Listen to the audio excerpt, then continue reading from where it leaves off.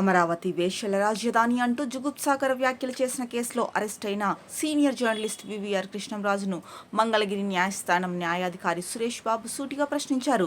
భావ ప్రకటన స్వేచ్ఛకు హద్దులుంటాయని, పాత్రికేయుడునని చెబుతూ ఇష్టానుసారం మాట్లాడితే ప్రత్యేక మినహాయింపేమీ ఉండదంటూ గట్టిగా హెచ్చరించారు. ఓ ఛానల్ నిర్వహించిన కేఎస్ఆర్ లైవ్ షో చర్చలో అమరావతి మహిళలను కించపరిచేలా అత్యంత దారుణంగా మాట్లాడిన వివిఆర్ కృష్ణంరాజును అరెస్ట్ చేసిన పోలీసులు మంగళగిరిలోని అదనపు judicial magistrate of first class come civil judge కోర్టులో హాజరుపరిచారు. ఆయనకు రిమాండ్ విధించాలని కోరారు. పోలీసులు సమర్పించిన రిమాండ్ రిపోర్ట్ పరిశీలించిన న్యాయాధికారి సురేష్ బాబు ఈ నెల 26 వరకు రిమాండ్ విధిస్తూ ఆదేశాలు జారీ చేశారు. అనంతరం కృష్ణంరాజును పోలీసులు గుంటూరు జిల్లా జైలుకు తరలించారు. అంతకుముందు రిమాండ్ విధింపుపై వాదనలు జరిగిన సందర్భంలో కృష్ణంరాజు తప్పులను న్యాయాధికారి ప్రస్తావించారు. 38 ఏళ్లుగా పాత్రికేయుడిగా పనిచేస్తున్నానంటున్నారు. ఇప్పటి వరకు ఎన్నో చర్చల్లో పాల్గొని ఉంటారు. ఎప్పుడు నమోదు కాని కేసు ఇప్పుడే ఎందుకు పెట్టారో తెలుసా అని అడగ్గా కృష్ణంరాజు సమాధానం చెప్పకుండా మౌనంగా ఉండిపోయారు. ఇక ఏ ఆధారాలున్నాయని మహిళల పట్ల అంతటి హేయమైన వ్యాఖ్యలు చేశారని ప్రశ్నించగా, పత్రికల్లో కొన్ని కథనాలు వచ్చాయి, వాటి క్లిప్పింగ్లు చూసి మాట్లాడారని కృష్ణంరాజు అన్నారు. దానికి న్యాయాధికారి, పత్రికల్లో కథనాలు వచ్చాయని వాటి ఆధారంగా మహిళల్ని అవమానపరిచేలా ఎలా మాట్లాడతారు?